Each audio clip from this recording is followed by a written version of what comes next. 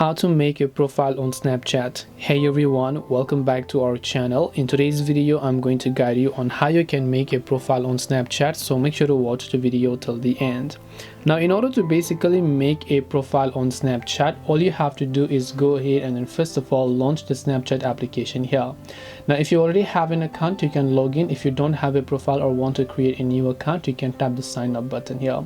Make sure to give it the necessary permissions, and you just have to choose a name for your first name and your last name and tap on continue. Select your birthday, but at least make sure that you're over 18 years of age on your birthday, and then just tap the continue button.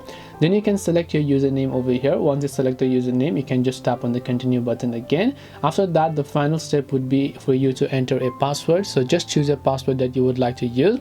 After that, your Snapchat profile will get successfully created. That's all it takes to make a profile on Snapchat. Hope this video was very helpful. If you have got any more questions, then feel free to also leave them down below. Thank you for watching till the end of this tutorial, and see you soon in the next video.